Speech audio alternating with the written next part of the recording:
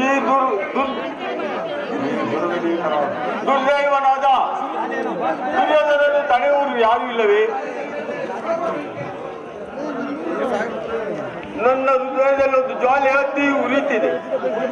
ಆದರೆ ಏನು ಮಾಡಿ, ನಾನು ಅಂಧನು, ದುರ್ಬಲನು, ಅಪರಾಧೀನನು. ಪ್ರಾಣೇಶ್ವರ ಸ್ವಾಮಿ, ಕುಮಾರನಲ್ಲಿ ಪ್ರಾಣೇಶ್ವರ ಗಾಂಧಾರಿ ರಾಜ್ಯ ಲೋಭದಿಂದ ಯುದ್ಧ ಪುತ್ರನಾದ ದುರ್ಯೋಧನನ್ನು ಸಂಧಿ ಒಳಪಡುವಂತೆ ಮಾಡುವ ಕಾರ್ಯವು ನಿನ್ನದು. ಪ್ರಾಣೇಶ್ವರ ಹೋಗುವುದರ ಆ ಹತಭಾಗ್ಯನನ್ನು ಇನ್ನು ಮತ್ತೊಂದು ಬಾರಿ ಇಲ್ಲಿಗೆ ಬರಮಾಡು. ಪುತ್ರ ಪ್ರೇಮದಿಂದ ಕರ್ತವ್ಯ ಮೂಢರಾದರೆ ಈ ಅಖಂಡ ಸಾಮ್ರಾಜ್ಯವನ್ನು ಶಾಸನ ಮಾಡಲು ಹೇಗೆ ಸಾಧ್ಯ?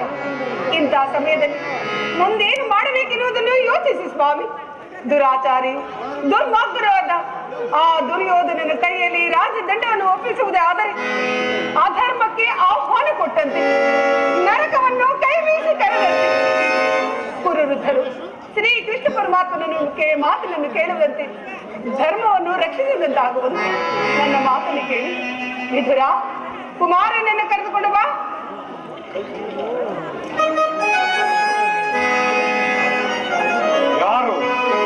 ಯಾರು ನನ್ನನ್ನು ಕರೆಸಿದವರು? ನಾನು ಕುಮಾರ ತನಯ.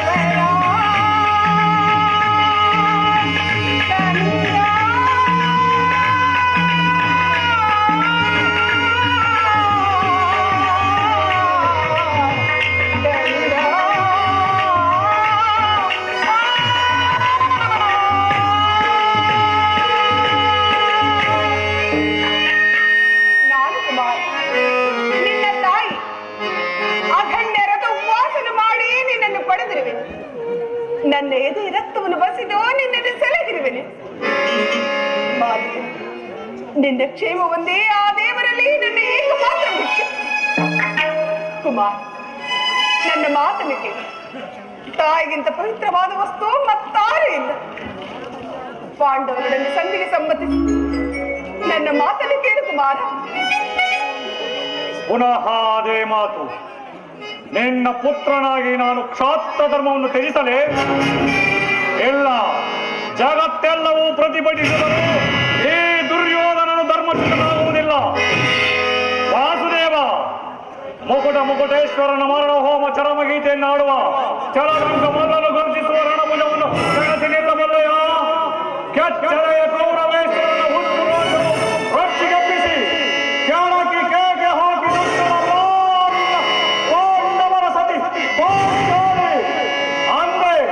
ಅಂದೇ ತೊಟ್ಟೆನ ಚಲಮಲ್ಲ ಸ್ವಯಂಭೂತ ಪ್ರೇತ ಪಿಶಾಚಿಗಳಿಗೆ ಉಡೆಯನಾದ ಭೂತನಾಥೇಶ್ವರನೇ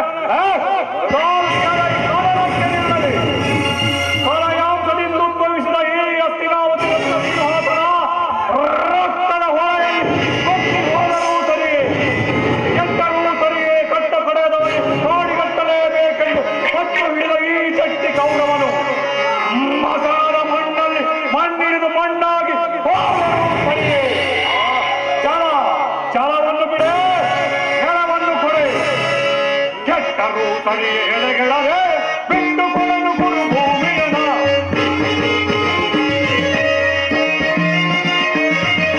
ಕೆಟ್ಟರೂ ಸರಿಯೇ ಎಳೆಗೆಳದೆ ಬಿಟ್ಟು ಕೊಡಲು ಗುರು ಭೂಮಿಯನ.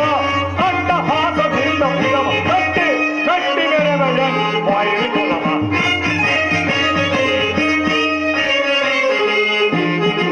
ಅಡ್ಡ ಹಾಸದಿಂದ ಬಿಡವ ಕಟ್ಟಿ ಕಟ್ಟಿ ಬೆರೆದ ವಾಯು ಕುಲವ. ಕಾಳೆಯನಿದ್ದಾರ ಬೇಳೆ ಜಡಪತಿ ಪಾಂಡವರು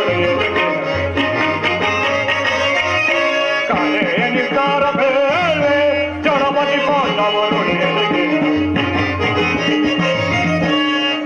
ಬಲರಾಮನ ಬೆಂಬಲವಿರಲು ಕಲವನ್ನು ಬಿಡದೆ ನೆಲವನ್ನು ಕೊಡೆನು.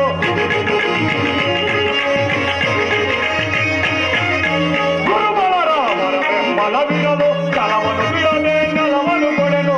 ಆಕಾಶ ಭೂಮಂಡಲ ಕರೆದು ಬಾಯಿ ಬಿರಿಯಲಿ.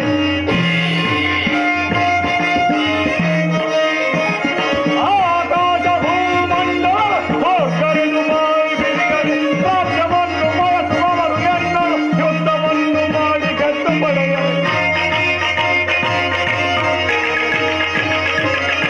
ರಾಜ್ಯವನ್ನು ಬಯಸುವವರು ಎಲ್ಲರೂ ಯುದ್ಧವನ್ನು ಮಾಡಿ ಗೆದ್ದು ಪಡೆಯಲಿ. ಕಡೆಯ ನಿರ್ಧಾರ ಬೇಳೆ ಜಡಪತಿ ಪಾಂಡವರೊಡೆಯಲಿಗೆ. ಕಡೆಯ ನಿರ್ಧಾರ ಬೇಳೆ ಕಡೆಯ ನಿರ್ಧಾರ ಬೇಳೆ. ವಾಸುದೇವ, ಈ ನನ್ನ ಕೊನೆಯ ಸಂದೇಶ. ನಾವು ಸಮರ ಯಜ್ಞದ ದೀಕ್ಷಿತರು. ಪಾಂಡವರು ನಮ್ಮೊಡನೆ ಸಂಧಿಯನ್ನು ಅಪೇಕ್ಷಿಸುವುದಾದರೆ ಅದು ದೊರಕುವುದು ರಣಾಂಗಣದಲ್ಲಿ, ಶಸ್ತ್ರಾಸ್ತ್ರಗಳ ಆತ್ಮನಲ್ಲಿ. ನನಗಿನ್ನು ಸಮಯವಿಲ್ಲ. ಕುಮಾರ, ಕುಮಾರ, ಕುಮಾರ! ಸಮಯವಿಲ್ಲ.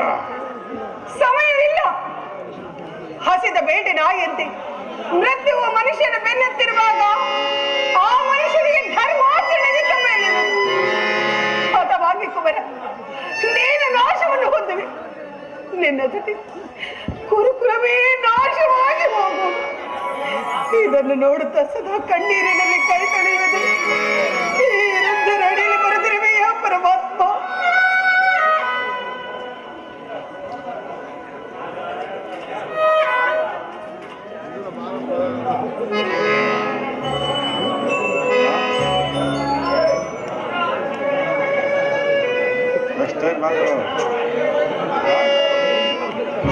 ಯಾವುದು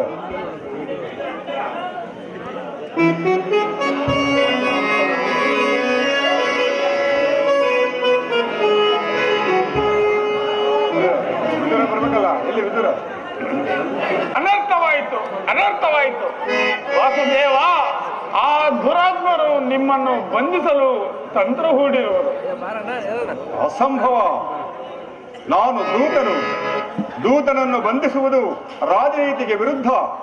ಏನು ದುರ್ಯೋಧನನ ದರ್ಪವು ಇಷ್ಟೊಂದು ಮಿತಿ ಮೀರಿದೆ. ಪರಮಾತ್ಮ ವಾಸುದೇವ, ಪಾಪಮಯವಾದ ಈ ಪುರಸಭೆಯಲ್ಲಿ ತಾವು ರಕ್ಷಣೆಯೂ ನಿಲ್ಲುವುದು ಬೇಡ. ದಯಮಾಡಿ ಇಲ್ಲಿಂದ ಪಲಾಯನ ಮಾಡು ತಂದೆ. ಏನು ದುರ್ಯೋಧನನಿಗೆ ಹೆದರಿ ನಾನು ಇಲ್ಲಿಂದ ಹೇಡಿಯಂತೆ ಪಲಾಯನ ಮಾಡಲೇ? ಇಲ್ಲ, ಅದೆಂದಿಗೂ ಆಗತಕ್ಕ ಮಾತಲ್ಲ. ಕಂಸ ಶಿಶುಪಾಲಾದಿ ದಾನವರನ್ನು ಲೀಲಾ ಮಾತ್ರದಿಂದ ಸೆದೆಬಡಿದ ಈ ಕೃಷ್ಣನು ಈ ಒಬ್ಬ ಸಾಮಾನ್ಯ ಮನುಷ್ಯನಿಗೆ ಹೆದರುವುದೇ? ರಾಜವಹಿಸಿ ಈ ಚಕ್ರದಲ್ಲಿ ಎಷ್ಟೊಂದು ಶಕ್ತಿ ಇರುವುದೆಂಬುದನ್ನು ನೀನು ತಿಳಿದಿರುವೆ. ಇದರ ಒಂದಲ್ಪ ಆವರ್ತದಿಂದ ಜಗತ್ತಿನ ಪ್ರಳಯವು ಪ್ರಾರಂಭವಾಗುವುದು. ಆಕಾಶದ ಗ್ರಹ ತಾರಕ ಸಮೂಹವು ಮಕ್ಕಳ ತಿರುಕಲ್ಲಿನಂತೆ ಕುಣಿಯಲು ಆರಂಭಿಸುವವು. ಕೋಟಿ ಕೋಟಿ ದುರ್ಯೋಧನರು ಗತಪ್ರಾಣರಾಗಿ ಮಣ್ಣಿನಲ್ಲಿ ಹೂಳಾಡುವರು. ಇಂತಹ ನಾನು ಈ ಒಬ್ಬ ದುರ್ಯೋಧನನಿಗೆ ಭೀತನಾಗಲಿ? ವಾಸುದೇವ,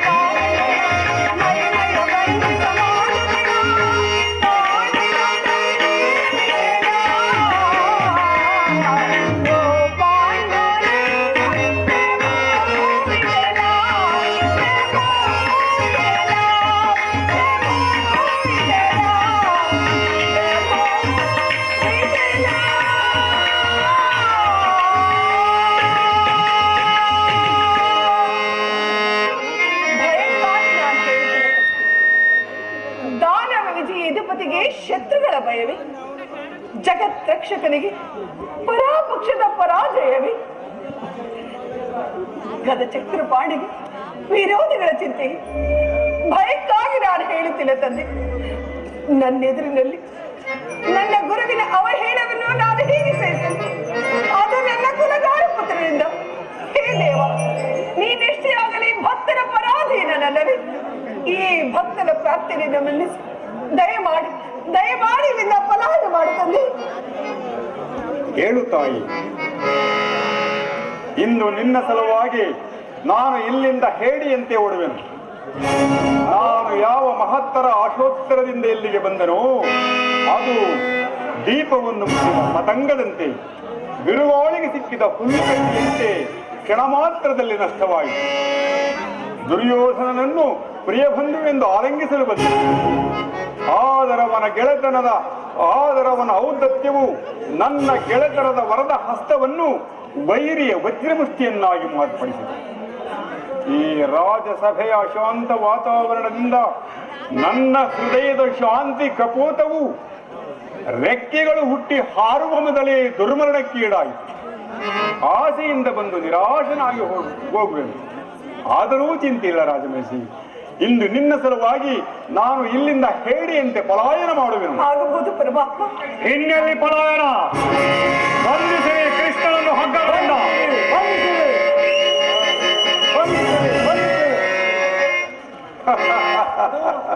ದುರ್ಯೋಧನ, ನನ್ನನ್ನು ಬಂಧಿಸುವೆಯಾ? ಬಟ್ಟೆಯಿಂದ ಬೆಂಕಿಯನ್ನು, ಸೆಣೆಕೆಯಿಂದ ಬಿರುಗಾಳಿಯನ್ನು, ಮರಳಿನಿಂದ ಸಾಗರವನ್ನು ಪ್ರತಿಬಂಧಿಸಲಿಚ್ಛಿಸುವೆಯಾ? ವ್ಯರ್ಥ, ನಿನ್ನಿಂದ ಆಗುವುದಿಲ್ಲ. ಈ ಬೆದರಿಕೆಯ ಮಾತುಗಳಿಂದ ಫಲವಿಲ್ಲ ಕೃಷ್ಣ. ಕಟ್ಟಿರಿ ಕೃಷ್ಣನನ್ನು, ಹಗ್ಗಗಳಿಂದ ಬಂಧಿಸಿರಿ. ಯಾರಿಂದ ಸಾಧ್ಯ? ಗಗನದ ಸೂರ್ಯನನ್ನು ಹಿಡಿಯಲು ಪ್ರಯತ್ನಿಸಿದಂತೆ, ಪ್ರಭು ಮಂಡಲವನ್ನು ತಲೆಯ ಮೇಲೆ ಒರೆಸಲು ಪ್ರಯತ್ನಿಸಿದಂತೆ ನಿನ್ನ ಸರ್ವನಾಶಕ್ಕೆ ನೀನೇ ಕಾರಣನಾಗುವೆ. ದುರ್ಯೋಧನ, ಇಷ್ಟೊಂದು ಅಪಮಾನವೇ? ಹಾಗಾದರೆ ಕುರುಕ್ಷೇತ್ರ ಯುದ್ಧದ ಭವಿಷ್ಯವನ್ನು ಕೇಳು. ರಥದ ಮೇಲ್ಗಡೆ ಕಪಿರಾಜ, ರಥದೋಳ್ ಗಾಂಡೀವ ಧರಿಸಿದ ಧನಂಜಯನಿಗೆ. ಯೋಧನ, ರಥದೋಳ್ ಗಾಂಡೀವ ಧರಿಸಿದ ಧನಂಜಯನಿಗೆ ಆರತಿಯಾಗಿ ರಥವನ್ನು ಪಾಂಡವರೈವರೊಳ್ ಓರ್ವನಂಗೆಯುವ ರಣಕ್ರೀಡನುಂಟೆ ಕುರುಬಲದೋಳ್ ಯೋಧನ.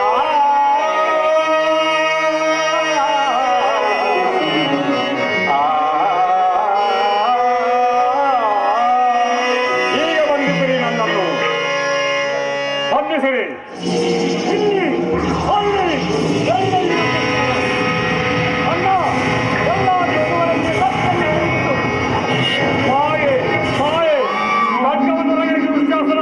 ಈ ದುಷ್ಟರನ್ನು ಸಂಹರಿಸುವೆನು.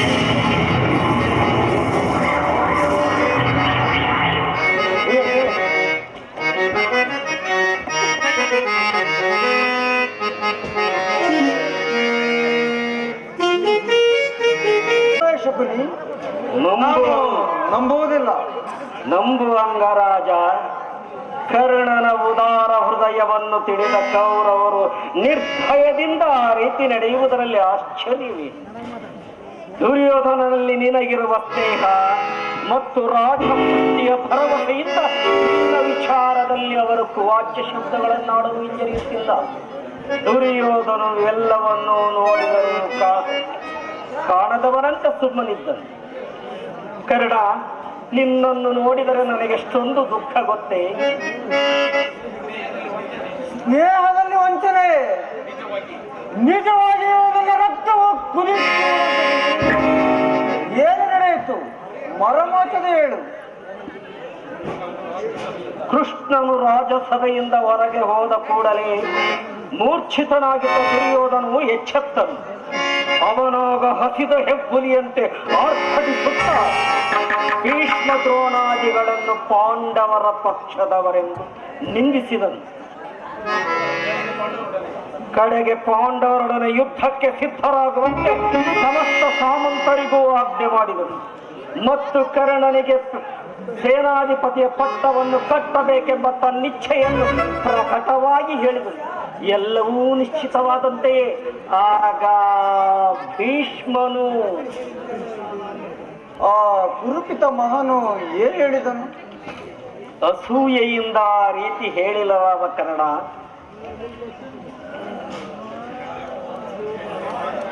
ಆದರೆ ಅವನ ಮಾತಿನಿಂದ ನಿನ್ನ ಸೇನಾಧಿಪತ್ಯದ ಆಸೆಯು ಭಂಗವಾಯಿತು ಕರ್ಣ.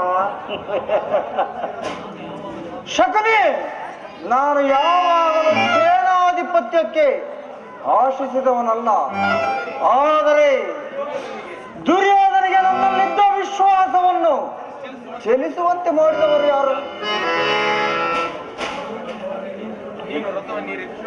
ನೀನು ರಥವನ್ನೇರಿ ಕೃಷ್ಣನೊಡನೆ ಹೋದೆಯಷ್ಟೇ. ಭೀಷ್ಮನು ಆ ಸಂಗತಿಯನ್ನು ದುರ್ಯೋಧನಿಗೆ ತಿಳಿಸಿರುತ್ತಿದೆ. ತಂತ್ರಿಯಾದ ಕೃಷ್ಣನ ಸವಿನುಡಿಗಳಿಗೆ ನೀನು ವಶನಾದೆಯೋ ಏನೋ ಎಂದು ದುರ್ಯೋಧನನ ಸಂದೇಹ. ಗುರುಕುಲದರಸರು ಈ ಕರ್ಣನ ಸ್ವಾಮಿನಿಷ್ಠೆಯನ್ನು ತಿಳಿದಿಲ್ಲವೇ? ತಿಳಿದಿರುವರು. ಆದರೇನು, ಕೃಷ್ಣನಿಗೂ ನಿನಗೂ ನಡೆದ ಮಾತಿನ ರಹಸ್ಯವನ್ನು ತಿಳಿಯದ ಹೊರತು ಸೇನಾಧಿಪತ್ಯವನ್ನು ಕೊಡಕೂಡದೆಂದು ನಿರ್ಧಾರವಾಯಿತು. ಇದಕ್ಕೆ ಕಾರಣ ಭೀಷ್ಮ. ಯಾರಾದರೂ ಆಗಲಿ, ಸಭೆಯಲ್ಲಿ ನಿನ್ನನ್ನು ಕೆಲವರು ತುಚ್ಛೀಕರಿಸಿ ಮಾತನಾಡಲು ಹಿಂಜರಿಯಲಿಲ್ಲ. ಏನ್ ಹೇಳಿದರು ಅವರು? ಆ ದುರ್ವಾಕ್ಯಗಳನ್ನು ನಾನು ನುಡಿಯಲಾರೆ ಕರ್ಣ. ಆದರೆ ಯತ್ನವಿಲ್ಲ. ಸೂತ ಕುಲದಲ್ಲಿ ಹುಟ್ಟಿದ ನೀಚನಿಗೆ ಭಕ್ತಿಯಲ್ಲಿ ಅದು ಎದ್ದು ನಿನ್ನನ್ನು ನಿಲ್ಲಿಸಿದ ಕರ್ಣ.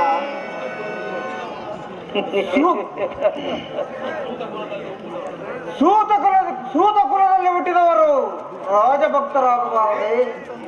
ವಿಧಾತನು ಮಾನವ ಜಾತಿಯ ಸದ್ಗುಣಗಳೆಲ್ಲವನ್ನು ಉಚ್ಚ ಕುಲದವರಿಗೆ ಮೀಸಲಾಗಿಟ್ಟನು.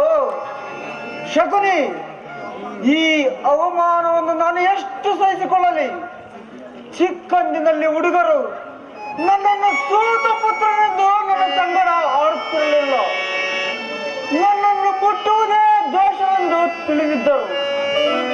ಆಗ ನಾನು ಏಕಾಂಗಿಯಾಗಿ ಕಣ್ಣೀರು ಸುರಿಸುತ್ತಾ ಹೃದಯದ ವೇದನೆಯನ್ನು ಜಗತ್ಕರ್ತನಲ್ಲಿ ಭಿನ್ನವಿಸಿಕೊಳ್ಳುತ್ತಿದ್ದೆ. ಪರಮೇಶ್ವರ, ಯಾವ ಪಾಪಕ್ಕಾಗಿ ನನ್ನ ಈ ಸೂತ ಕುಲಕ್ಕೆ ತಳ್ಳಿದೆ ಎಂದು ಆ ದಿನಗಳು ಕಳೆದವು. ತಿಳಿವು ಮೂಡಿತು. ಜನ್ಮವು ಆಕಸ್ಮಿಕ ಘಟನೆ. ಗುಣವೇ ಮಾನವನ ಸರ್ವಸ್ವವೆಂದು ತಿಳಿದೆ. ನನ್ನ ಮಾನ ಅಪಮಾನ ಗುಣವನ್ನು ಅವಲಂಬಿಸಿದೆ ಎಂದು ಕುಲವನ್ನಲ್ಲವೆಂದು ನಿಶ್ಚಯಿಸಿದೆ. ಆತ್ಮಶಕ್ತಿಯಿಂದ, ವಿಶೇಷ ಪ್ರಯತ್ನದಿಂದ, ದೈವ ಬಲದಿಂದ ನನಗೆ ರಾಜಸ್ಥಾನದ ಸ್ಥಾನ ಮಾನಗಳು ದೊರೆತವು. ನಾನಿಂದು ಅಂಗದೇಶದ ಅರಸು, ಕುರು ಸಾಮ್ರಾಜ್ಯದ ಮಾಂಡಳಿಕ. ಈಗಲೂ ಈ ಜನ್ಮದ ದುಷ್ಟಭೂತ ನನ್ನನ್ನು ಬಿಟ್ಟಿಲ್ಲ.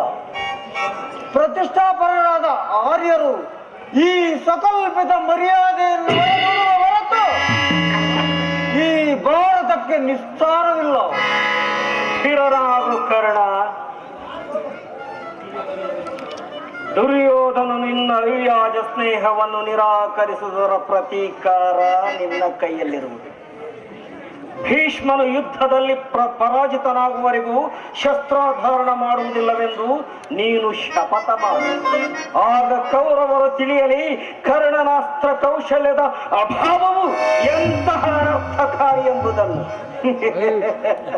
ಶಕುನಿ, ಎಲ್ಲರೂ ಯುದ್ಧದಲ್ಲಿ ನಿರತರಾಗಿರುವಾಗ ಏಡಿಯಂತೆ ಬೇರೆಯಂತೆ ಮನೆಯಲ್ಲಿ ಕುಳಿತುಕೊಳ್ಳುವುದು ನನ್ನಿಂದಾಗದು. ಬೇರೆ ಉಪಾಯವಿಲ್ಲ ಅಂಗಾಧಿಪತಿ. ಯುದ್ಧ ಕ್ಷೇತ್ರದಲ್ಲಿ ಸ್ವಪಕ್ಷದಿಂದ ಅವಮಾನಿತನಾಗುವ ಇಚ್ಛೆಯು ನಿನಗಿದ್ದರೆ ಶಸ್ತ್ರಾಧಾರಣ ಮಾಡು. ದ್ರೋಣ ಶಲ್ಯಾದಿಗಳು ನಿನಗೆ ಇದಕ್ಕಿಂತ ಹೆಚ್ಚಿನ ಅಪಮಾನ ಮಾಡಲು ಯೋಚಿಸಿರುವಂತಿದೆ. ಗುರುಜನರ ಮೇಲಿನ ಭಕ್ತಿಯಿಂದ ದುರ್ಯೋಧನನು ಈ ವಿಚಾರದಲ್ಲಿ ತಾಟಸ್ಥ್ಯ ಭಾವವನ್ನು ವಹಿಸಿರುವನು. ದುರ್ಯೋಧನನಲ್ಲಿ ಇಂತಹ ಪರಿವರ್ತನೆ ಆದ ಮೇಲೆ ನಾನು ಯಾರಿಗೋಸ್ಕರ ಯುದ್ಧ ಮಾಡಲಿ?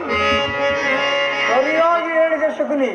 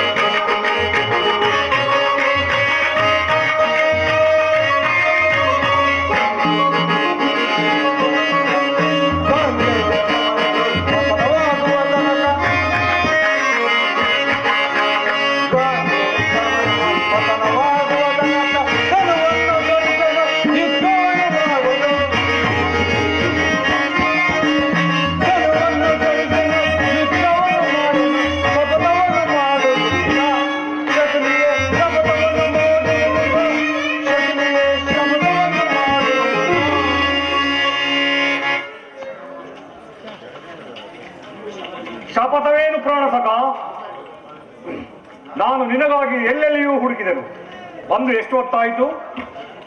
ಬಹಳ ಹೊತ್ತಾಗಲಿಲ್ಲ ಗುರುರಾಜ.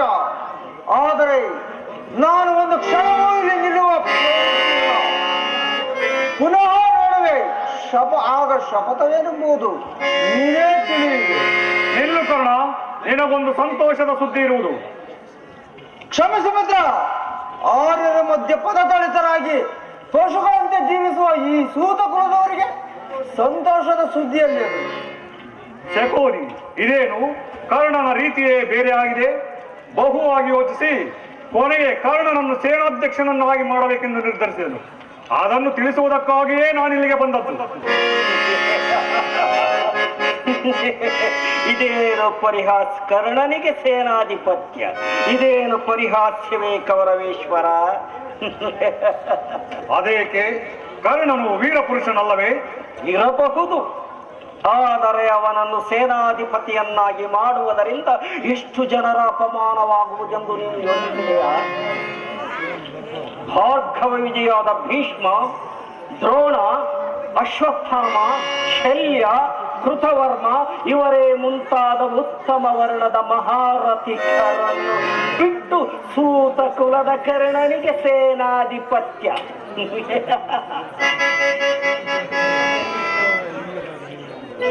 ಕುಲ ಮರ್ಯಾದೆಯನ್ನು ಧಿಕ್ಕರಿಸುವುದರಿಂದ ಎಷ್ಟು ಜನ ಎಂತಹ ಅನರ್ಥವಾಗುತ್ತದೆಂಬುದನ್ನು ಮರೆಯಬೇಡ. ಭೀಷ್ಮ ದ್ರೋಣಾದಿಗಳು ಪಾಂಡವರ ಪಕ್ಷಪಾತಿಗಳು ಅಂತರಂಗದಲ್ಲಿ. ಇವರು ಅಸಮಾಧಾನಗೊಂಡರೆ ನಿನ್ನನ್ನು ಕೂಡ ತ್ಯಜಿಸಲು ಹಿಂಜರಿಯುವುದಿಲ್ಲ. ಅಲ್ಲದೆ ಭೀಷ್ಮನು ಪರಾಜಿತನಾಗುವವರೆಗೂ ಶಸ್ತ್ರಾಧಾರಣ ಮಾಡುವುದಿಲ್ಲವೆಂದು ಇದೀಗ ಕರ್ಣನು ನಿಷ್ಕಾರಣವಾಗಿ ಶಪಥವನ್ನು ಮಾಡಿದನು. ಈಗ ನೀನವನಿಗೆ ಸೇನಾಧಿಪತ್ಯವನ್ನು ವಹಿಸಿದರೆ ಶಪಥವನ್ನು ಮೀರಿ ಅವನದನ್ನು ನಿರ್ವಹಿಸುವಂತಿಲ್ಲ. ಆದುದರಿಂದ ನಿಧಾನವಾಗಿ ಯೋಚಿಸಿಕೊರು ರಾಜ. ಹಾಗಾದರೆ ಈಗೇನು ಮಾಡುವುದು? ಈಗ ಸೇನಾಧಿಪತ್ಯವನ್ನು ಅಂಗೀಕರಿಸುವಂತೆ ಭೀಷ್ಮನನ್ನು ಹೋಗಿ ಪ್ರಾರ್ಥಿಸಿ. ಯುದ್ಧವು ಸನ್ನಿಹಿತವಾಗಿದೆ, ಚಿಂತಿಸುವ ಸಮಯವಿಲ್ಲ. ಈಗಲೇ ಹೋಗಿ ಕುರು ಪಿತಾಮಹನನ್ನು ಕಾಣು. ಹಾಗೆಯೇ ಮಾಡುವೆನು. ನೀನು ಸಂಗಡ ಬಾ.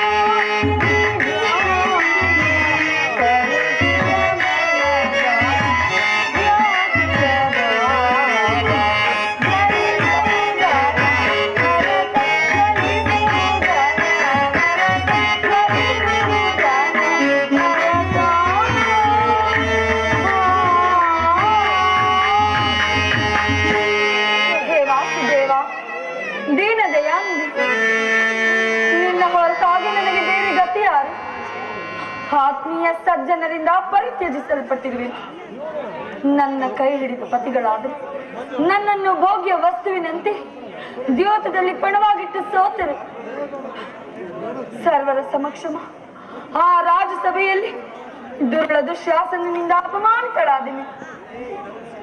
ಕದ್ದ ಕಳ್ಳರಂತೆ ಕೀಚಕನ ಭಂಗವನ್ನು ಸಹ ಅನುಭವಿಸಿದನು. ಕೊನೆಗೆರಡು ದಿನಗಳಾದರೂ ಸುಖವಾಗಿ ಇರೋಣವೆಂದರೆ ಹೆಜ್ಜೆ ಹೆಜ್ಜೆಗೂ ಅಪಮಾನ. ಹೇ ವಿಧಾತ, ಈ ದ್ರೌಪದಿಯ ಹಣೆಯಲ್ಲಿ ಇನ್ನು ಏನನ್ನು ಬರೆದಿರುವೆ?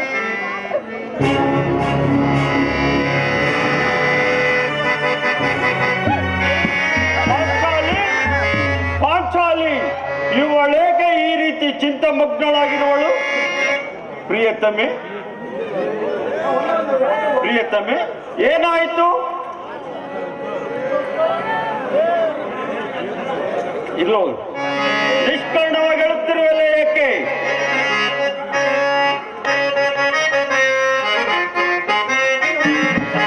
ಏಕೆ ಚಿಂತಿತೆ ರೂಪದ ನಂದಿನಿ? ಭಯವ ಬಿಡು ಪಾಂಚಾಲಿ ಪರಮ ಸದ್ಗುಣಿ. ಏಕೆ ಚಿಂತಿತೆ ರೂಪದ ನಂದಿನಿ?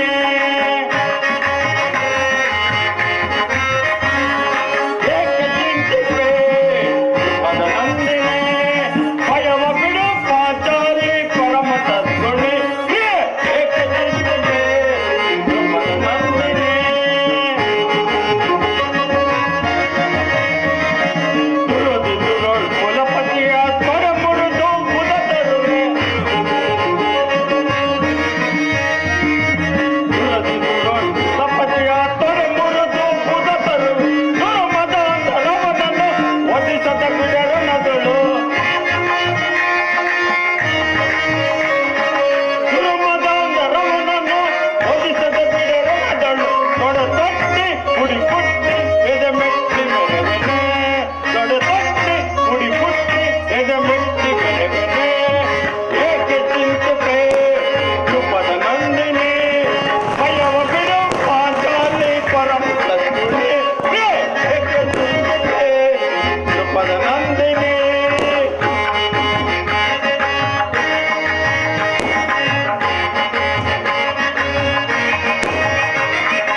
ಇವನವಾದ ಭವನಯ ಮರೆಯುವನೆ ಕಾಕೆ. ಇವನವಾದ ಭವನಯ ಮರೆಯುವನೆ ಕಾಕೆ. ದುರ್ಮದಾಂತ ರವನನ್ನು ವಧಿಸದ ಬಿಡರನದಳು. ದುರ್ಮದಾಂತ ರವನನ್ನು ವಧಿಸದ ಬಿಡರನದಳು. ತೊಡೆ ತಟ್ಟಿ ಕುಡಿ ಪುಟ್ಟಿ ಎದೆ ಮೆಟ್ಟಿ ಮೆರವೆನೆ.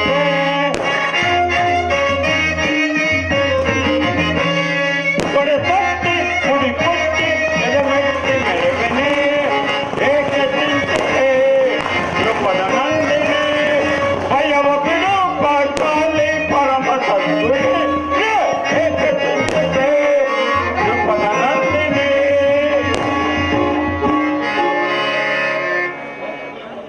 ನಾನು ನಿಷ್ಕಾರಣವಾಗಿ ಅಳುತ್ತಿಲ್ಲ ಪ್ರಭು. ಈ ದ್ರೌಪದಿ ಅಳುವಿಗೆ ಒಂದಲ್ಲ 10 ಹಲವಾರು ಕಾರಣಗಳಿವೆ. ನೀವಾದರೂ ಯಾರಾದರೂ ನಿಮ್ಮನ್ನು ಅಪಮಾನ ಮಾಡಿದರೆ ಅವರಿಗೆ ನೀವೇ ತಕ್ಕ ಪ್ರತಿಕಾರವನ್ನು ನೀಡಿದಿರಿ. ಆದರೆ ಸ್ತ್ರೀಯರ ವಿಚಾರವೂ ಹಾಗಲ್ಲ. ಅವಳು ಪರರನ್ನು ಆಶ್ರಯಿಸಲೇಬೇಕು. ಈ ದ್ರೌಪದಿಯ ಹಣೆಯಲ್ಲಿ ಏನೇನನ್ನು ಬರ್ತಿರುವೆ ವಿಧಾತ? ಹಳಬಳ ಪಾಂಚಾಲಿ, ಸ್ತ್ರೀಯರ ಪರಾಧೀನತೆ ಈ ಸಮಾಜದ ನಿಯಮ. ಭಗವತ್ ರೂಪರಾದ ಋಷಿಗಳಾಜ್ಞೆ. ಪತ್ನಿಯನ್ನು ದ್ಯೋತದಲ್ಲಿ ಪಣವಾಗಿಟ್ಟು ಸೋಲುವಂತೆ ಆ ನಿಮ್ಮ ಋಷಿಗಳೇ ಆಜ್ಞೆ ಮಾಡಿದರಲ್ಲವೇ? ಪತಿಗಳು ತಪಸ್ಸು ಮಾಡಿ ಪಡೆಯಬೇಕು. ಅಣ್ಣನ ಒಂದು ದಿನದ ಅವಿವೇಕದಿಂದಾದ ಈ ನಿಂದನೆ ಸಾಯವರೆಗೂ ನಮ್ಮನ್ನು ಬಿಟ್ಟಿದ್ದಲ್ಲ. ದ್ರೌಪದಿ, ಪ್ರಿಯತಮೆ, ಅಣ್ಣನಾದ ಅಪರಾಧವನ್ನು ಕ್ಷಮಿಸುವಂತೆ ನಾನು ಎಷ್ಟೋ ಸಾರಿ ನಿನ್ನಲ್ಲಿ ಬೇಡಿಕೊಂಡಿಲ್ಲವೇ? ಆದುದು ಹಾಗೆ ಹೋಯಿತು. ಅದನ್ನು ಮರೆತು ಬಿಡು. ಈ ದಿನ ನೀನೇಕೆ ಇರುವೆ, ಹೀಗಾಗಿರುವೆ ನೀನು ತಿಳಿಸಬಾರದೆ? ತಿಳಿಸುವೆನು ಸ್ವಾಮಿ, ಆದರೆ ಅದರಿಂದಾಗುವ ಪ್ರಯೋಜನ ಆದ್ರೆ ಏನು? ನೀವೆಷ್ಟೇ ಆದ್ರೂ ನಿಮ್ಮಣ್ಣನ ಆಜ್ಞಾಧಾರಕರಲ್ಲವೇ? ಅದು ಇಂದಿನ ಮಾತು. ನಾನೀಗ ಯಾರ ಸುಂದರಕನೂ ಅಲ್ಲ. ಹಾಗಾದರೆ ತಿಳಿಸುವೆನು ಕೇಳಿ. ಈ ದಿನ ನಾನು ಹಸ್ತಿನಾವಿಗೆ ದೇವಿಯ ದರ್ಶನಕ್ಕಾಗಿ ಹೋಗಿದ್ದೇನೆ. ಅಲ್ಲಿಗೆ ಆ ದುರ್ಯೋಧನನ ಪತ್ನಿ ಭಾನುಮತಿಯು ಬಂದಿದ್ದಳು. ಅವಳು ನನ್ನನ್ನು ನೋಡಿ ನಕ್ಕು, ಇನ್ನೇನು ಸಂಧಿ ಆಗುವುದು, ನಿನ್ನ ಪತಿಗಳು ವಾಸಕ್ಕಾಗಿ 5 ಗ್ರಾಮಗಳನ್ನು ಬೇಡಲು ಕುಲಪುರೋಹಿತರನ್ನು ಸಂಧಿಗಾಗಿ ಕಳುಹಿಸಿದ್ದರು ಎಂದು ನನ್ನನ್ನು ನೋಡಿ ಕೇಕೆ ಹಾಕಿ ನಕ್ಕಳು ಸ್ವಾಮಿ. ಆಗಲಾದರೂ ಈ ನಿನ್ನ ಬಿಚ್ಚಿದ ಕೇಶ್ ರಾಶಿಯನ್ನು ಮುಡಿಗಟ್ಟುವೆ ಎಂದು ಅಪಹಾಸ್ಯ ಮಾಡಿ ನಕ್ಕಳು. ದುರ್ಯೋಧನನ ಸಂದೇಶ. ಹಾಗಾದರೆ ಅದರ ಉದ್ದೇಶ ಸಂಧಿಯಲ್ಲ. ಹೇಳು ಹೇಳು, ಏನು ಆ ಸಂದೇಶ?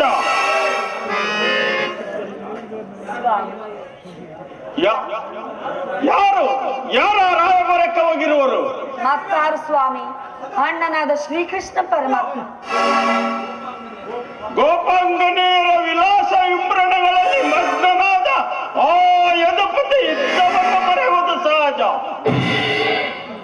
ಅರ್ಜುನನ ದ್ವಾರಕೆಯಿಂದ ಹಿಂದಿರುಗಿದಾಗಲೇ ಹೀಗಾಗಿರಬಹುದೆಂದು ನಾನು ತಿಳಿದಿದೆ. ಪಾಂಚಾಲಿ, ಭಾನುಮತಿಗೆ ನೀನೇನೆಂದು ಉತ್ತರ ಕೊಟ್ಟೆ? ಪ್ರಶ್ನೆಗೆ ತಕ್ಕ ಉತ್ತರವನ್ನೇ ಕೊಟ್ಟಿದ್ದೇನೆ ಸ್ವಾಮಿ. ಏನೆಂದು? ಏ ಭಾನುಮತಿ, ನಿನ್ನ ಈ ಮುಡಿಯನ್ನು ಬಿಡಿಸುವವರೆಗೂ ಈ ನನ್ನ ಬಿಚ್ಚಿದ ಕೇಶರಾಶಿಯನ್ನು ಮುಡಿಗಟ್ಟುತ್ತದೆ ಎಂದು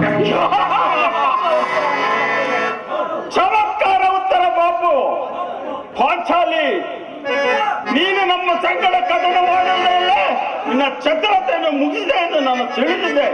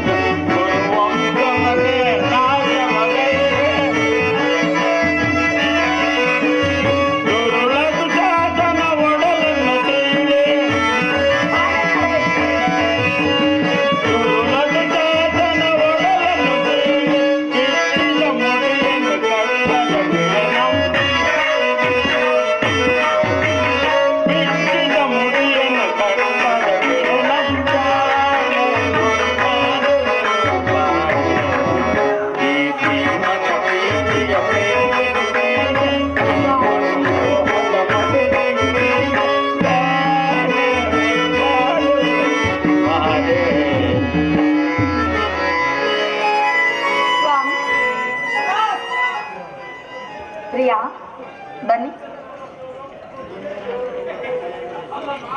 ನೆನಪಿದೆ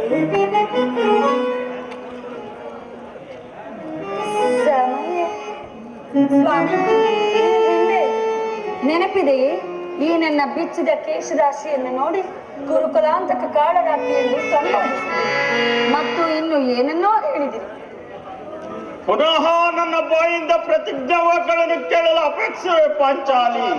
ಮಾಡಿದ ಪ್ರತಿಜ್ಞೆ ಮರೆಯುವಂತಹ ಹೇಳಿ ಎಲ್ಲ ನಾನು ಪ್ರತಿಜ್ಞೆ ಮಾಡಿದರೆ ಮಾತ್ರ ಸಾಲದು ಸ್ವಾಮಿ. ಆಡಿದ ಮಾತಿನಂತೆ ನಡೆಯಬೇಕೆಂಬುದೇ ನನ್ನ ಇಚ್ಛೆ ಕೂಡ. ಆದರೆ ಸುಮ್ಮನೆ ಇಚ್ಛಿಸಿದರೆ ಏನಾಯಿತು?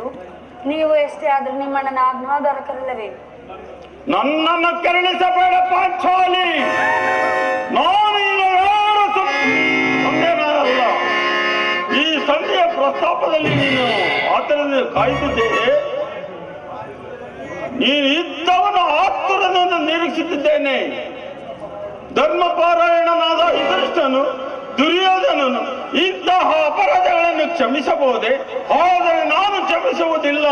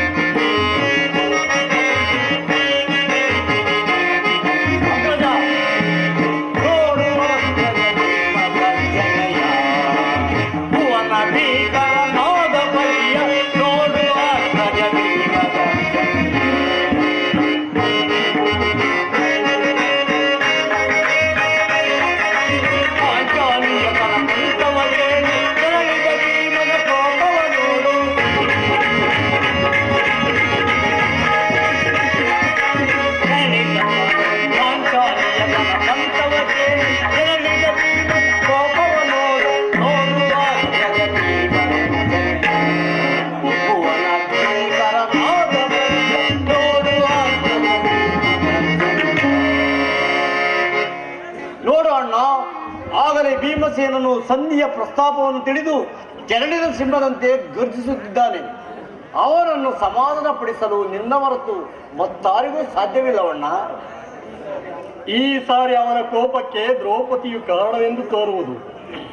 ಶ್ರೀಕೃಷ್ಣನು ಹೇಳುತ್ತಿದ್ದನು, ಜಗತ್ತಿನ ಸುಖ ದುಃಖಗಳಿಗೆ ಸ್ತ್ರೀಯರೇ ಮೂಲ ಕಾರಣವೆಂದು.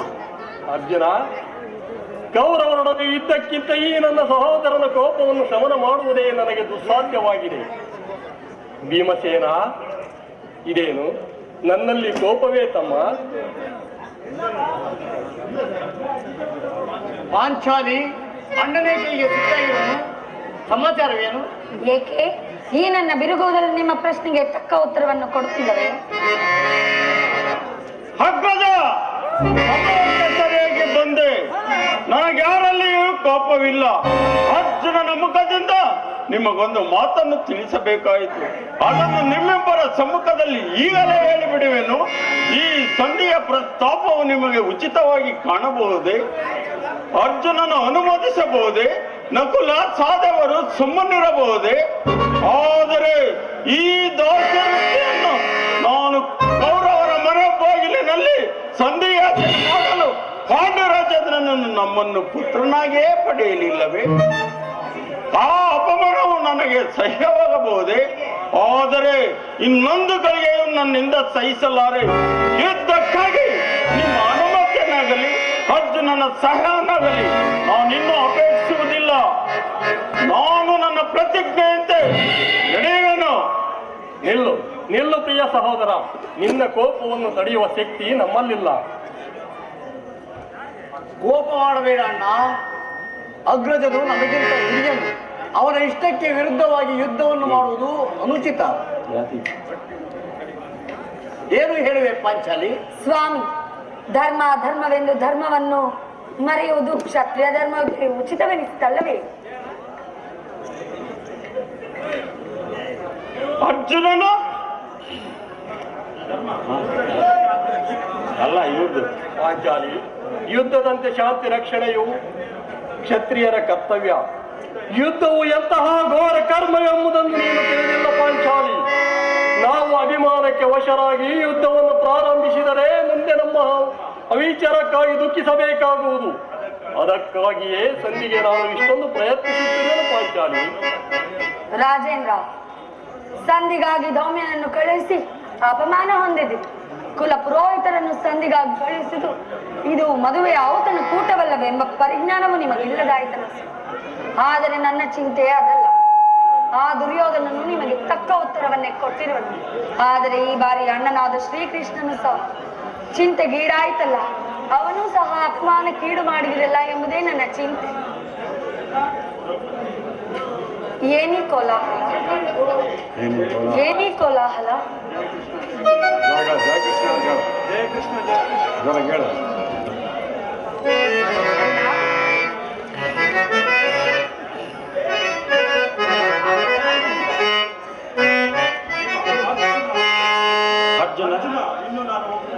ಅರ್ಜುನ, ನಾವಿನ್ನೂ ಹೋಗುವೆನು. ಸಂಧಿಯ ಫಲಫಲಗಳನ್ನು ಕೇಳುವುದರಿಂದ ನನಗಾಗುವ ಪ್ರಯೋಜನವೂ ಇಲ್ಲ. ಸ್ವಲ್ಪ ತಡೆಯಿರಿ ಸ್ವಾಮಿ, ಅಣ್ಣನ ಮಾತು ಮುಗಿಯಲಿ.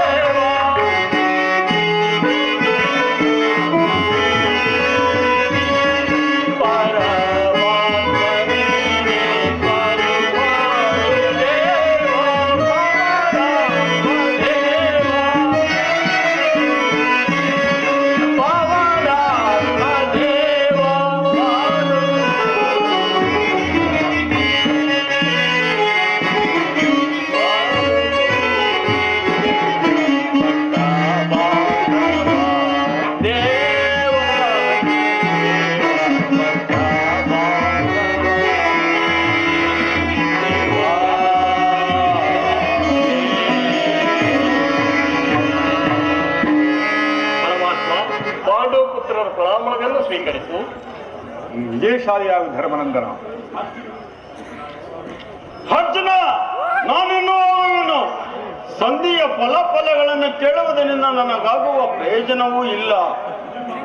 ನಿಮ್ಮ ಪೌರುಷದ ವರ್ತನೆ ಪುರಸ್ಕಾರವು ನಿಮಗಿರಲಿ. ಪ್ರತಿಜ್ಞೆಯಂತೆ ನಡೆಯುವ ಸ್ವತಂತ್ರ ಮಾತ್ರ ನನಗಿರಲಿ. ಪರಮಾತ್ಮ, ಹೋದ ಕಾರ್ಯವೇನಾಯಿತು? ಹೋದವರಾರು ಕೃಷ್ಣನಲ್ಲವೇ? ಅಂದರೆ ಎಲ್ಲವೂ ಸುಸೂತ್ರವಾಗಿ ನಡೆಯಿತು. ಭೀಷ್ಮಾದಿಗಳು ನನ್ನನ್ನು ಬಹುವಾಗಿ ಸನ್ಮಾನಿಸಿದರು. ಸ್ವಯಂ ಧೃತರಾಷ್ಟ್ರನು ನನ್ನನ್ನು ರಾಜಸಭೆಗೆ ಆಹ್ವಾನಿಸಿ ವಿಧ ವಿಧವಾಗಿ ಉಪಚರಿಸಿದರು. ಸಂಧ್ಯೆ ವಿಚಾರವು ನಡೆಯಿತಷ್ಟೇ. ನಡೆಯಿತು. ಪಾಂಚಾಲಿ, ಸಾರಿ, ನನ್ನದಲ್ಲ, ನನ್ನದಲ್ಲ. ಪಾಂಚಾಲಿ, ನಾನಿಲ್ಲಿರುವುದು ಸಾಧ್ಯವಿಲ್ಲ. ಅವರ ಇಚ್ಛೆಯಂತೆ ಅವರು ನಡೆಯಲಿ. ನಮಗೆ ತೋರಿದ್ದನ್ನು ನಾನು ಮಾಡುವೆನು. ನಡೆಯಿರಿ ಸ್ವಾಮಿ, ಅಣ್ಣನ ಮಾತು ಮುಗಿಯಲಿ. ಮಾತು ಮುಗಿಯುವುದರಲ್ಲಿ ನನ್ನ ತಾಳ್ಮೆಯ ಮುಗಿಯುವುದು. ಯದುಪತಿ, ಸಭೆಯಲ್ಲೇನೇನು ನಡೆಯಿತು? ಎಲ್ಲವೂ ಸುಸೂತ್ರವಾಗಿ ನಾನು ನಿರೀಕ್ಷಿಸಿದಂತೆಯೇ ನಡೆಯಿತು. ನಾನಿನ್ನು ತಡೆಯಲಾರ ರುಕ್ಮಿಣಿಪತಿ. ಈ ಸಮಯದ ಮಾತುಗಳು ನನಗೆ ಬೇಡ. ಅಗ್ರಜನನ ಅಪೇಕ್ಷೆಯಂತೆ 5 ಗ್ರಾಮಗಳಿಗೆ ಸಂದೇಹ ಐತೆ. ನಾನು ಹೋಗಿದ್ದುದು ಅದಕ್ಕೆ ಅಲ್ಲವೇನೆಯ ಭೀಮಸೇನ? ಕೃಷ್ಣ, ಈಗ ನಿನ್ನ ಅಭಿಮತವು ತಿಳಿಯಿತು. ಅಜ್ಞಾತವಾಸದ ನೆಪದಿಂದ ಅರ್ಜುನನು ಬಳೆತಟ್ಟನು. ಈ ಸಂಧಿ ಹೆಸರಿನಲ್ಲಿ ನಮಗೆಲ್ಲರೂ ಬಳೆತಡಿಸಲು ಅವಣಿಸುತ್ತಿರುವೆ. ಯಾದವಗ್ರಣಿ, ಪಾಂಡುಪುತ್ರರ ಮೇಲೆ ಇಷ್ಟೊಂದು ಆಕ್ರೋಶ ಬೇಕೆ? ಭೀಮ, ನಿನಗಿಷ್ಟೊಂದು ಅಸಹನೆ ಏಕೆ? ಸ್ವಲ್ಪ ಸಾವಧಾನವನ್ನು ತೆಗೆದುಕೊಂಡು ನನ್ನ ಮಾತನ್ನು ಪೂರ್ಣವಾಗಿ ಕೇಳು. ನಾ ಸ್ವಾಭಿಮಾನ ಶೂನ್ಯವಾದ ಆ ಸಂಧಾನನ ಚಂಡ ಭೀಮನಿಗೆ ಸಂಬಂಧ ಇರುವುದು, ಅತ್ಯಂತ ನಿಕಟವಾದ ಸಂಬಂಧವಿರುವುದು.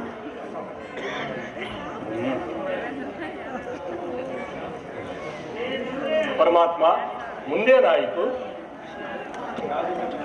ರಾಜಸಭೆಯಲ್ಲಿ ನಿಮ್ಮ ಸಂಧಿ ವಿಚಾರವನ್ನು ತಿಳಿಸಿದನು. ಅವರೆಲ್ಲರೂ ಒಪ್ಪಿದರು. ಯಾರು ಒಪ್ಪಿದರು? ಭೀಷ್ಮ, ದ್ರೋಣ, ಧೃತರಾಷ್ಟ್ರರೇ ಮುಂತಾದವರು. ಇನ್ನು ನನಗಿಲ್ಲಿ ಕೆಲಸವಿಲ್ಲ. ಈ ದುರ್ವಾರ್ತೆಯನ್ನು ಕೇಳಬೇಕೆಂಬುದು ನಿನ್ನ ಇಚ್ಛೆ ಆಯಿತು. ಅದನ್ನು ಸಾಧಿಸಿದೆ. ಕೃಷ್ಣ, ಹೇಳು ಹೇಳು, ಏನೋ ಸಂದೇಶ? ಇನ್ನು ನಾನು ಹೊರಡುವೆನು. ಸಹೋದರರೇ, ನಿಮ್ಮ ಪೌರುಷದ ಫಲವನ್ನು ನೀವೇ ಪುಂಜಿಸಿರಿ. ಅದರಲ್ಲಿ ಭೀಮನ ಯಾವ ಭಾಗವನ್ನು ಅಪೇಕ್ಷಿಸುವುದಿಲ್ಲ. ಯಾಜ್ಞಸೇನಿ, ನಿನ್ನ ನಿರಾಸೆಳ್ಳಾಗಬೇಡ. ಭೀಮನು ಬದುಕಿದ್ದರೆ ನಿನ್ನ ಸೇಡನ್ನು ತೀರಿಸುತ್ತೇನೆ. ಭೀಮ, ನೀನು ನಿಜವಾಗಿಯೂ ಹಿಡಂಬಾಪತಿಯೇ. ಇಷ್ಟೊಂದು ಕೋಪವಿಲ್ಲದಿದ್ದರೆ ಆ ರಕ್ಕಸಿಯನ್ನು ಆಳುವುದು ಹೇಗೆ ಸಾಧ್ಯ? ಸ್ವಲ್ಪ ಸಮಾಧಾನವನ್ನು ತಂದುಕೊಂಡು ನನ್ನ ಮಾತನ್ನು ಪೂರ್ಣವಾಗಿ ಕೇಳು. ಕೃಷ್ಣ, ನನ್ನನ್ನು ಸುಮ್ಮನೆ ಕಾಡಬೇಡ. ಈ ಸಂಧೆಯ ಸುದ್ದಿ ನನ್ನ ಗೊಪ್ಪದು. ನಿನಗೊಪ್ಪುವ ವಿಚಾರವೊಂದಿರುವುದು. ದುರ್ಯೋಧನನು ನಿನಗೊಂದು ಸಂದೇಶವನ್ನು ಕಳುಹಿಸಿರುವನು. ದುರ್ಯೋಧನನ ಸಂದೇಶ? ಹಾಗಾದರೆ ನನ್ನ ಉದ್ದೇಶ ಸಂಧಿಯಲ್ಲ. ಕೃಷ್ಣ, ಹೇಳು ಹೇಳು, ಏನೋ ಸಂದೇಶ? ನೀನು ಕೈಕಟ್ಟಿಕೊಂಡು ಕುಳಿತುಕೊಳ್ಳಲು ಹೊರತು ನಾನು ಹೇಳುವುದಿಲ್ಲ. ಇಲ್ಲ, ನಿಂತಿದ್ದಂತೆ ಹೇಳಿಬಿಡು. ಕುಳಿತುಕೊಳ್ಳದ ಹೊರತು ನಾನು ಹೇಳುವುದಿಲ್ಲ. ಕೃಷ್ಣ, ಪರಿಹಾಸಕ್ಕೆ. ಭೀಮ, ಈ ಆಸನದಲ್ಲಿ ಸ್ವಲ್ಪ ಹೊತ್ತು ಕುಳಿತುಕೋ.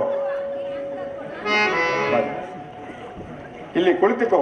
ನಿನ್ನ ಗದೆಯನ್ನು ಸ್ವಲ್ಪ ಹೊತ್ತು ಸ್ವಲ್ಪ ದೂರವಾಗಿ ಹಿಡಿದು. ಯಾಜ್ಞಸೇನೆ, ಸಮೀಪಕ್ಕೆ ಬಾ. ನಾನು ಹೇಳಿದಂತೆ ಮಾಡಬೇಕು. ಕಂಡೆಯ? ಅಣ್ಣ, ನಿನ್ನ ಮಾತನ್ನು ನಾನೆಂದಾದರೂ ಮೀರಿರುವೆನೆ? ಹಾಗಾದರೆ ತೆಗೆದುಕೋ ಈ ಹಗ್ಗವನ್ನು. ಇದು ನನಗೊಂದು ಕಡೆ ಪುರಸ್ಕಾರವಾಗಿ ದೊರೆಯಿತು. ಇದರ ಸಹಾಯದಿಂದ ನಿನ್ನ ಪತಿಯ ಕೈಗಳನ್ನು ಭದ್ರವಾಗಿ ಬಂಧಿಸು. ಅಣ್ಣ, ಇದೇನು ಪರಿಹಾಸ್ಯವೇ? ಶತ್ರುಗಳ ಹೆಡೆಮುರಿಯನ್ನು ಬಿಡಿಸುವುದರಲ್ಲಿ ನೀನು ಪಂಡಿತೆಯಂತೆ, ಹಾಗೆಯೇ ನಿನ್ನ ಪತಿಯ ಕೈಗಳನ್ನು ಭದ್ರವಾಗಿ ಬಂಧಿಸಲು ಬರುವುದೇನೋ ನೋಡು. ಭೀಮ, ನಿನಗೆ ಸಂದೇಶವನ್ನು ಕೇಳುವ ಇಚ್ಛೆ ಇದ್ದರೆ ಪಾಂಚಾಲಿ, ಕೃಷ್ಣನು ಹೇಳಿದಂತೆ ನನ್ನ ಕೈಗಳನ್ನು ಬಂಧಿಸು.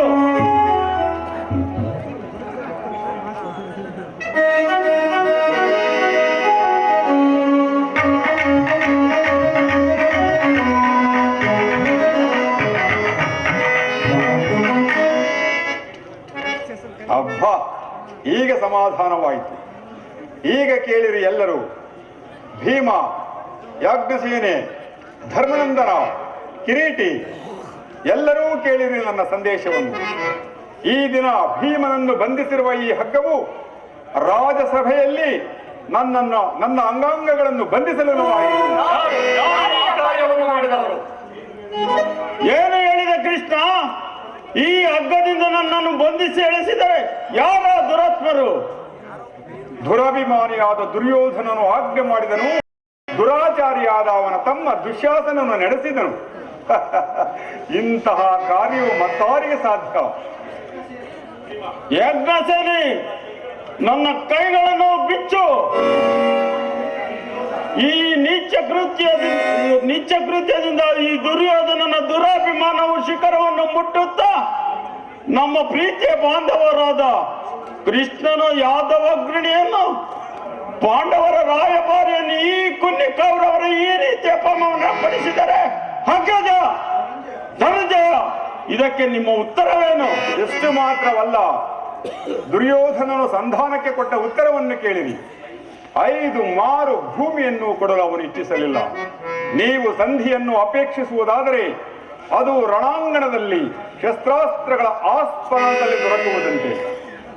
ಈ ಸಂದೇಶಕ್ಕೆ ನಮಗಿನ್ನು ಉಳಿದಿರುವುದು ಒಂದೇ ಉತ್ತರ, ಅದು ಯುದ್ಧ. ನನ್ನ ಪ್ರಯತ್ನಗಳೆಲ್ಲವನ್ನು ವಿಫಲವನ್ನಾಗಿ ಮಾಡಿ ನನ್ನ ಮುಂದೆ ಬಂದು ನಿಂತಿರುವ ಯುದ್ಧ. ಕೃಷ್ಣ, ನೀನು ತಿಳಿದಿರುವೆ, ನಾನೇ ಯುದ್ಧವನ್ನು ಅಪೇಕ್ಷಿಸಿದವನಲ್ಲವೆಂದು. ಸಂಧಿಗಾಗಿ ಸರ್ವ ಪ್ರಯತ್ನಗಳನ್ನೂ ಮಾಡಿದ್ದೇನೆಂದು. ನನ್ನ ಕೈಗಳನ್ನು ಬಿಚ್ಚು. ಪಾಂಚಾಲಿ, ನೀನಾದರೂ ಬಿಚ್ಚು. ಕೃಷ್ಣ, ನೀನಾದರೂ ಬಿಚ್ಚು.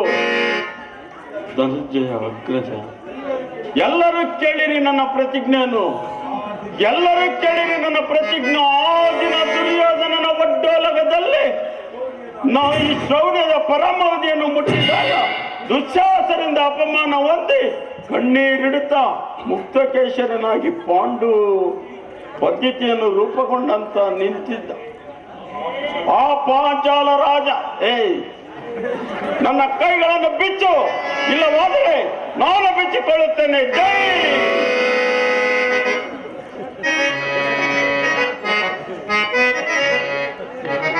ಎಲ್ಲಿ ನನ್ನ ಕತೆ? ಎಲ್ಲರೂ ಕೇಳಿರಿ ನನ್ನ ಪ್ರತಿಜ್ಞೆಯನ್ನು. ಆ ದಿನ ದುರ್ಯೋಧನನ ಒಡ್ಡೋಲಗದಲ್ಲಿ ನಮ್ಮ ದುರ್ದೈವ ಕೌರವರ ಪರಮಾವಧಿಯನ್ನು ಮುಟ್ಟಿದಾಗ ದುಶ್ಯಾಸನದಿಂದ ಅಪಮಾನ ಹೊಂದಿ ಕಣ್ಣೀರಿಡುತ್ತಾ ಮುಕ್ತಕೇಶರನಾಗಿ ಪಾಂಡು ಕೀರ್ತಿಯನ್ನು ಪಡೆದಿರುವೆ. ಪಾಂಚಾಲ ರಾಜನಂದಿನಿಯರ ಸಮ್ಮುಖದಲ್ಲಿ ಪುನಃ ನಾನು ಪ್ರತಿಜ್ಞೆ ಮಾಡಿದೆನು. ಈ ದಿನ ಯುದ್ಧ ಸನ್ನದ್ಧಿಯಾಗುವ ಮೊದಲು ಪುನಃ ನಾನು ಪ್ರತಿಜ್ಞೆ ಮಾಡಿದೆನು.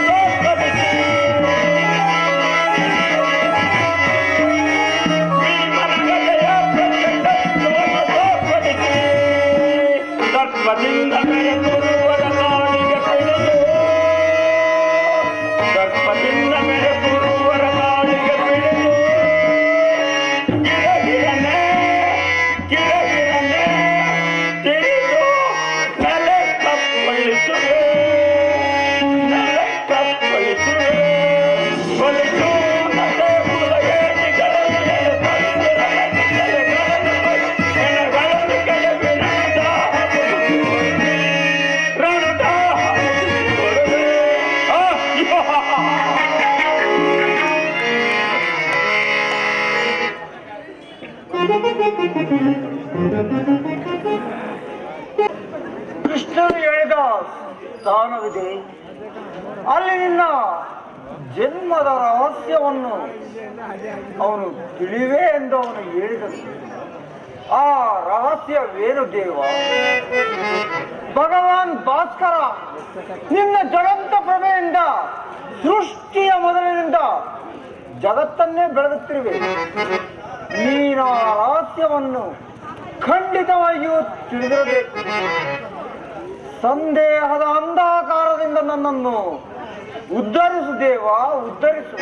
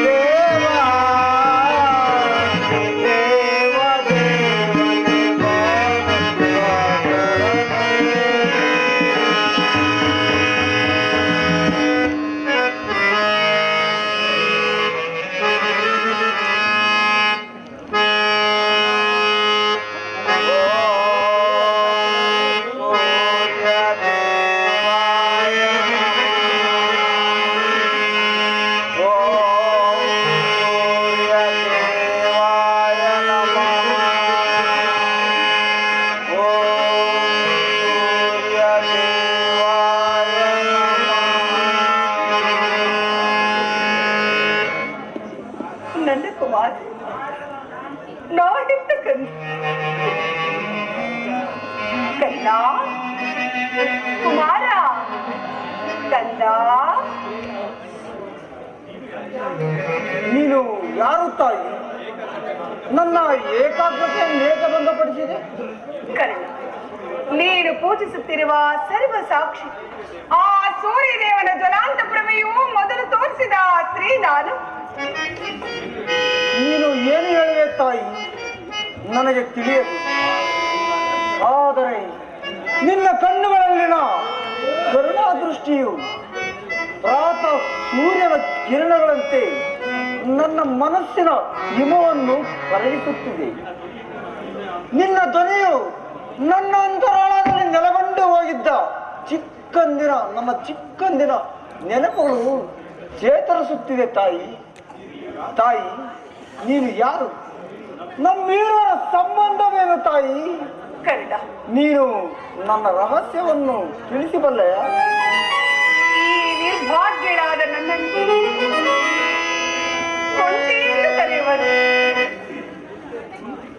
ಕುಂತಿ ಅರ್ಜುನನ ತಾಯಿ. ಹೌದು ಕರ್ಣ, ಹೌದು, ಅರ್ಜುನನ ತಾಯಿ, ನಿನ್ನ ಶತ್ರುವಿನ ತಾಯಿ. ಹಾಗೆಲ್ಲ ನನ್ನನ್ನು ತಿರಸ್ಕರಿಸಿದರು ಮಗನೇ.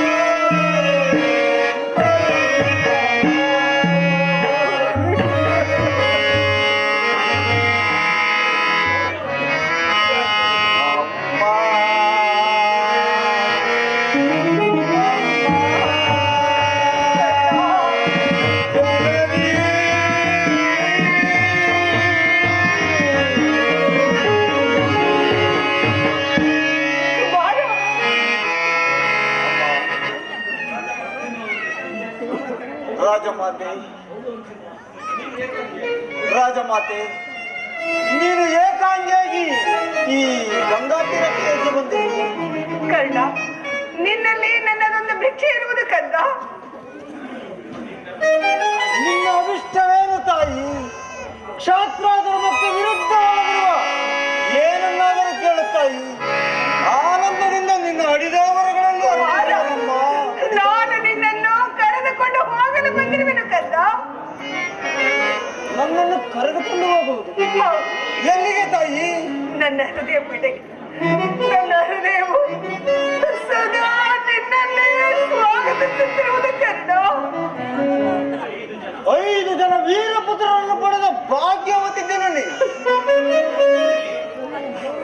ನಿನ್ನ ಹೃದಯದಲ್ಲಿ ಏನಪ್ಪದ ಸೂತ ಪುತ್ರ ಇರುವುದೇ? ಆ 5 ಜನ ಪುತ್ರರಲ್ಲಿ ಮೊದಲನೇ ಸ್ಥಾನ ನಿನ್ನದಲ್ಲವೇ ಮಗನೇ? ಆದರೆ ಯಾವ ಅಧಿಕಾರದಿಂದ ನಾನು ಅಂತಹ ಸ್ಥಾನವನ್ನು ಹೊಂದಿರುವನಮ್ಮ? ಆ ದೇವರು ಕೊಟ್ಟ ಅಧಿಕಾರದಿಂದ, ನಿನ್ನ ಜನ್ಮಗದ ಅಧಿಕಾರದಿಂದ. ಕರ್ಣ ಕುಮಾರ,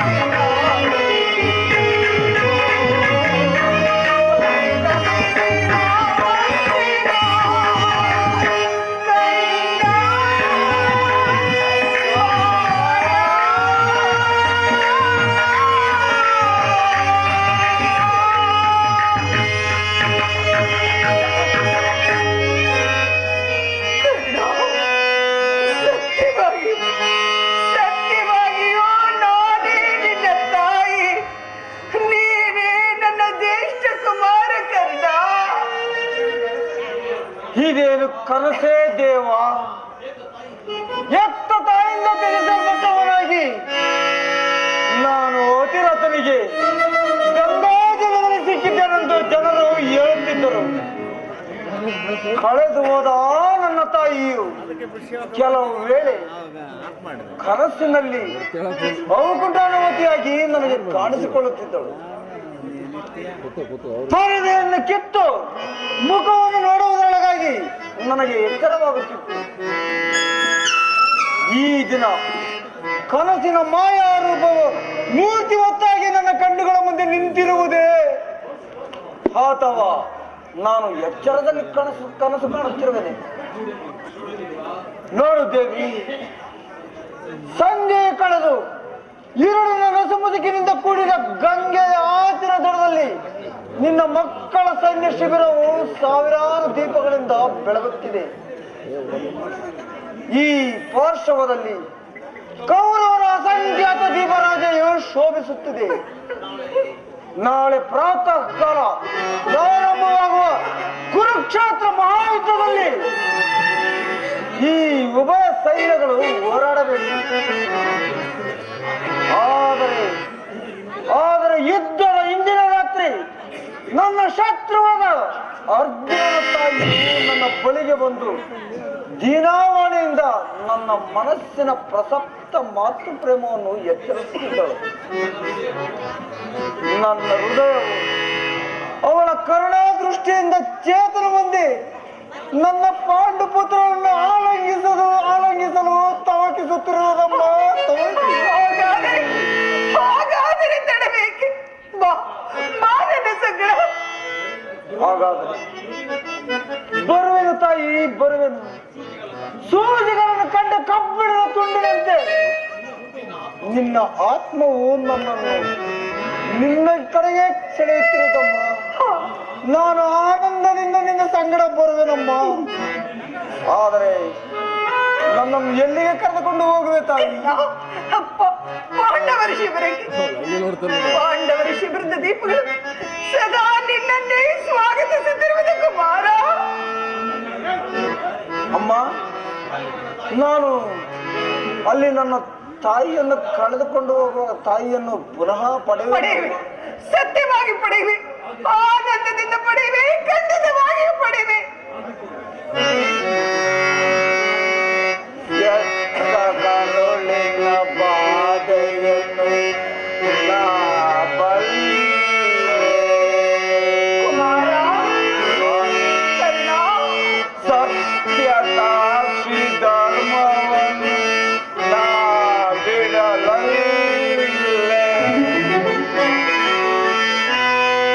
ಕಟ್ಟ